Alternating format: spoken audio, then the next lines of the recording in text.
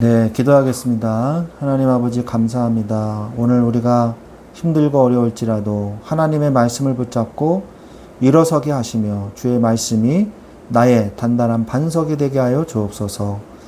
주 예수 그리스도의 이름으로 기도합니다. 아멘. 네, 오늘 하나님의 말씀은 열왕기상 18장입니다. 열왕기상 18장 30절 말씀 같이 보도록 하겠습니다.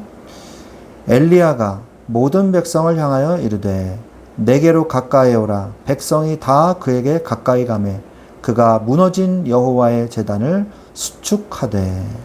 아멘. 네, 오늘 열왕기상 18장 말씀은 유명한 사건이죠. 갈멜산에서 엘리야가 바알과 아세라 선지자 850명과 싸워 이긴 하나님의 이 창조주 하나님의 능력을 나타낸 이런 사건이 기록되어 있는 장이죠.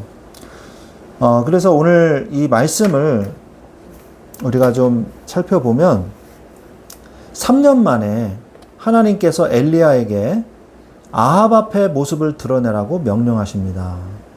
이제 찾아가는 거죠.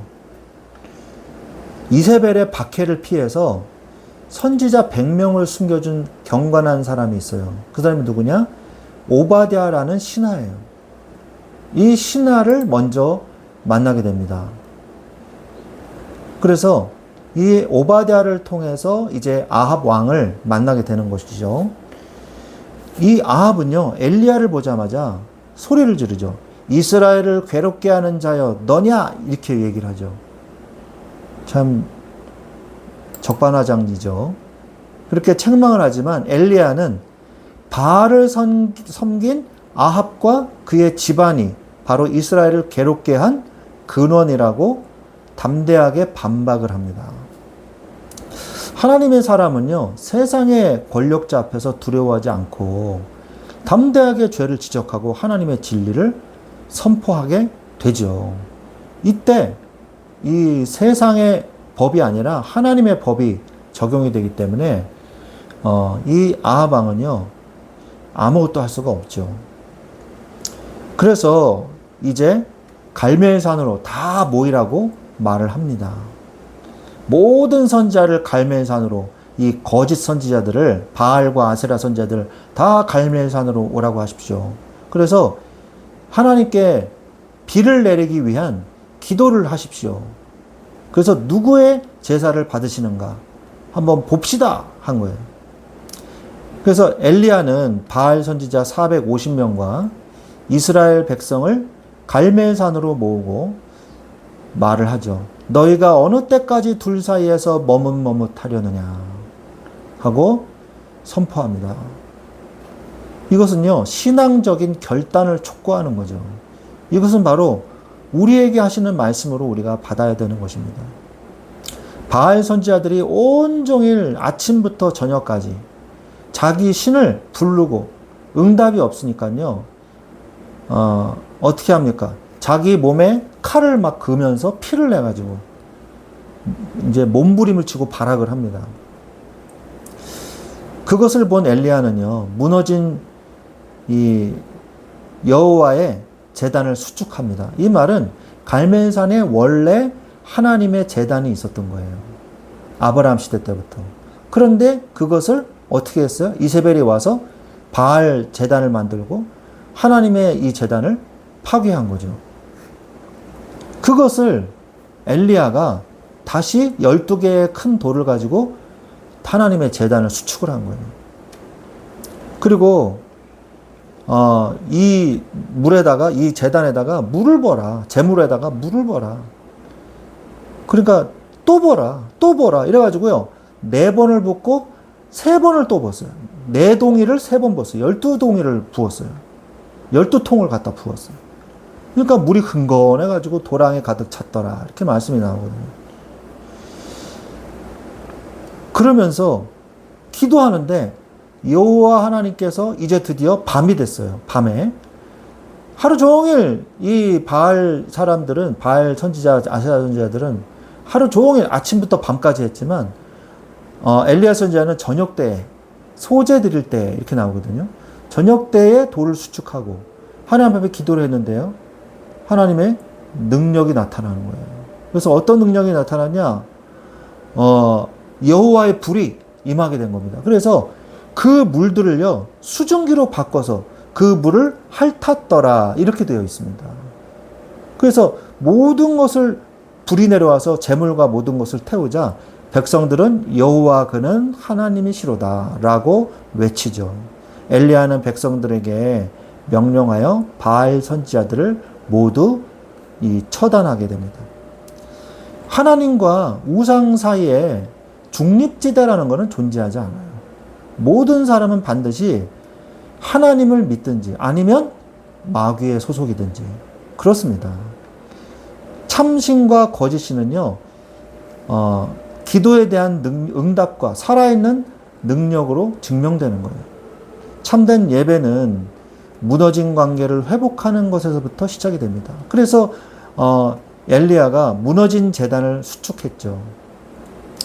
영적 대결이 끝난 후에 엘리야는 아합에게 큰 비 소리가 있다고 알리고 자신은 갈멜산 꼭대기에 땅에 꿇어 엎드려서 간절히 하나님 앞에 기도합니다. 그는 사원을 7번이나 바다 쪽을 보게 하죠.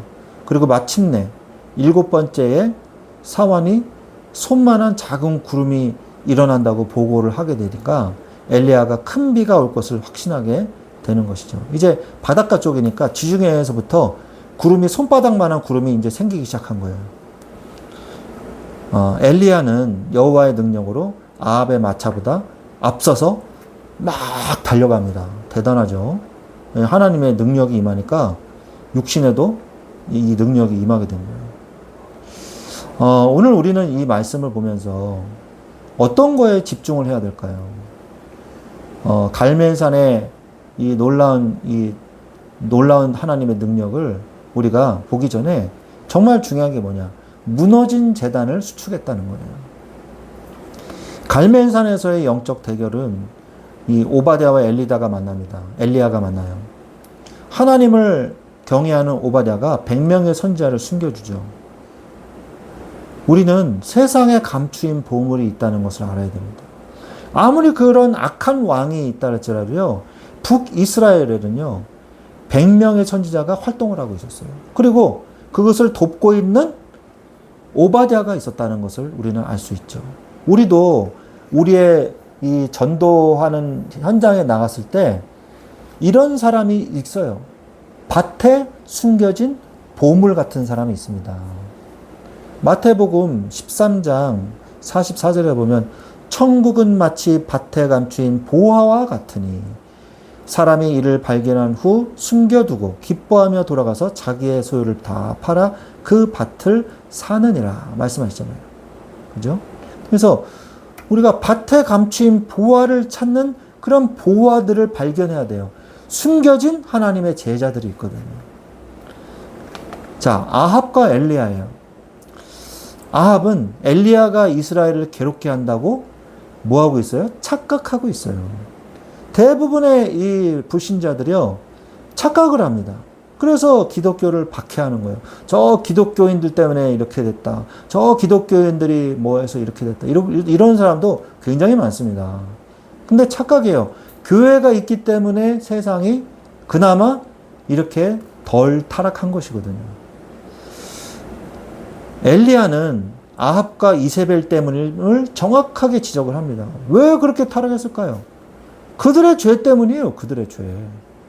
그들이 가지고 있는 타락과 쾌락의 죄, 우상 숭배의 죄 때문에 세상이 북이스라엘이 이렇게 멸망한 건데 착각도 유분수지 어마어마한 착각을 하고 있는 거예요.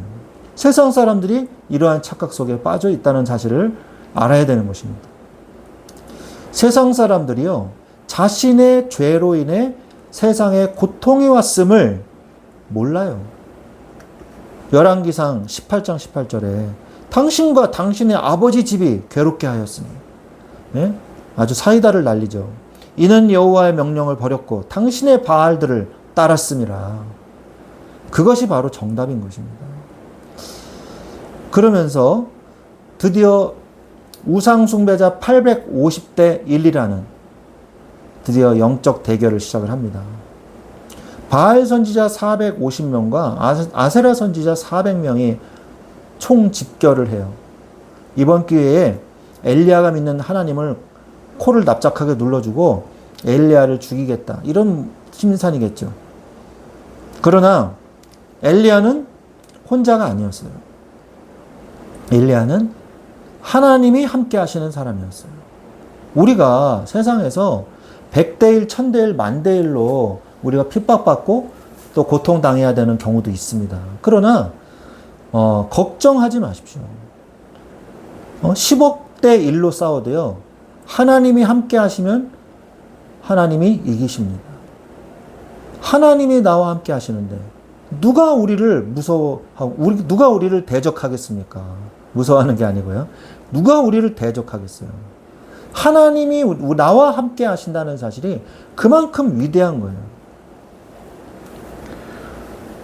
세상이 다 나를 공격해도 하나님과 함께 하시기 때문에 승리할 수 있습니다. 그래서 우리는 어떻게 해야 돼요? 하나님만 따라가야 돼요. 하나님이 나를 따라다니시는 게 아니고 우리가 하나님을 따라가야 되는 것이죠. 시편 118편 6절에 보면 여호와는 내 편이시라 내가 두려워하지 아니하리니 사람이 내게 어찌할까 말씀하고 계십니다. 시편 118편 6절이죠. 하나님의 편에 서 있느냐, 내가 세상의 편에 서 있느냐, 그게 중요한 거지. 1대 100이고 1대 1000이고 1대 만이고 이게 중요한 게 아니라는 거예요. 속지 마시기 바랍니다. 하나님의 편에 서십시오. 출애굽기 32장 26절에 모세가 진 문에 서서 이르되 누구든지 여호와의 편에 있는 자는 내게로 나오라 하매 레위 자손이 다 모여 그에게로 가는지라. 세상이 타락을 했는데 레위 자손들이 모세 하나님 편에 딱 붙었어요. 이때 레위가요 어마어마한 축복을 받습니다. 이 레위 족속이요 그전에는요 구박만 받았거든요. 자기 동생 다말을 범했다고 세겜성 사람들을 칼로 다 죽였잖아요. 그래서 너는 칼로 이 칼로 네가 정말로 칼에 대한 어떤 안 좋은 얘기를 했거든요. 야곱이. 그리고 이런 부분에 대해서 계속해서 구박을 당하는 좀 지파였는데 모세 이후부터는요 그런 말이 싹 없어져요. 하나님께 쓰임받는 이 지파가 됐단 말이에요. 한 번 하나님 편에 섰는데도 하나님의 편에 서십시오. 그러면서 엘리야는요 제일 먼저 한 일이 뭡니까? 하루 종일 난리치는데 엘리야는요 그걸 보고 조롱합니다. 한번 더 해봐라. 너의 하나님이 너의 믿는 그 바알신이 역사 하나 안 하나 더 한번 해봐라. 엘리야는 저녁 때 돼서야 우상의 이 무너진 제단, 우상이 쌓아놓은 그런 제단들을 조롱하면서 하나님의 제단을 수축을 한 거죠. 이 제단은 아까도 얘기했지만 예전부터 하나님을 섬기던 제단이었어요. 열왕기상 18장 30절에 무너진 여호와의 제단을 수축하다. 그러니까 무너졌다는 건 원래 있었다는 얘기잖아요. 이세벨의 제단 파괴와 바알 제단을 수축한 거죠. 열왕기상 19장 10절에 보면 그가 대답하되 내가 만군의 하나님 여호와께 열심히 유별하오니 이는 이스라엘의 자손이 주의 언약을 버리고 주의 제단을 헐며 칼로 주의 선지자들을 죽였음이오며 제단을 헐었다고 나오잖아요. 엘리야가 그래서 12개의 돌로 제단을 수축하게 됩니다. 제단을 먼저 회복했어요. 그리고 불가능의 기적을 베풀었습니다. 이 물을 4통을 갖다 부은 다음에 3번 그렇게 또 하라 그랬거든요. 12번 물을 부어서 물이 흐르는 정도가 아니라 가득 찼습니다. 근데 하늘에서 불이 내려와 물을 핥았다고 열왕기상 18장 38절에 기록이 되어 있어요. 번제물과 나무와 돌과 흙을 태우고 또 도랑에 물을 핥은지라. 하나님이 참 하나님이심을 만천하에 선포하신 것입니다. 그래서 모든 백성이 열왕기상 18장 39절에 모든 백성이 보고 엎드려 말하되 여호와 그는 하나님이시로다. 여호와 그는 하나님이시로다. 아까 잠잠하던 그들이요, 진짜 믿음을 회복한 거예요. 여러분, 제일 먼저 우리는 뭘 회복해야 되겠습니까? 예배를 회복하십시오. 죄와 사단의 권세가 이때 무너집니다. 바알 선지자 450명을 처단했어요. 하나님을 믿기로 결단했어요. 이러한 결단이 우리에게도 있어야 됩니다. 여호수아가 이런 고백을 남겼지 않았습니까? 여호수아서 24장 15절에 오직 나와 내 집은 여호와를 섬기겠노라. 이렇기 때문에 여호수아가 쓰임 받은 거예요. 헛된 죄와 사단의 세력과 싸워서 모든 이 저주의 세력을 제거하십시오. 야고보서 4장 7절에 그런즉 너희는 하나님께 복종할지어다. 마귀를 대적하라. 그리하면 너희를 피하리라 말씀하고 계십니다. 이때 고통과 저주가 끝나게 됩니다. 엘리야가 간절히 7번의 기도를 합니다. 이 머리가 무릎에 들어갈 정도로, 갈멜산 꼭대기에서. 그때 하나님이 은혜의 단비를 주셨죠. 이 단비를 내려주셨죠. 그래서 우리도 기도의 축복을 누릴 때 하나님께서 단비 같은 은혜를 우리에게 내려주십니다. 이러한 축복을 누릴 때 우리의 고통과 저주가 끝나는 거예요. 그러면서 하나님이 주시는 응답이 시작이 됩니다. 지속되는 응답을 누리십시오. 열왕기상 17장 16절에 여호와께서 엘리야를 통하여 하신 말씀같이 통의 가루가 떨어지지 아니하고 병의 기름이 없어지지 아니하느라. 우리가 어제 살펴본 그 말씀이죠. 끊이지 않는 은혜, 이것을 하나님께서 우리에게 주신다는 것입니다. 넘어져도 괜찮습니다. 하나님이 회복시켜 주십니다.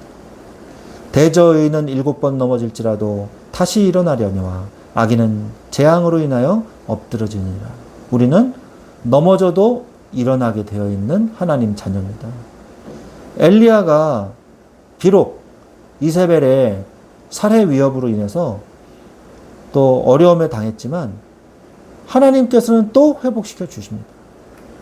그 능력을 내일 또 우리가 말씀 읽으면서 누리도록 하겠습니다. 이러한 축복을 누리시기를 우리 주 예수 그리스도의 이름으로 축원드립니다. 아멘.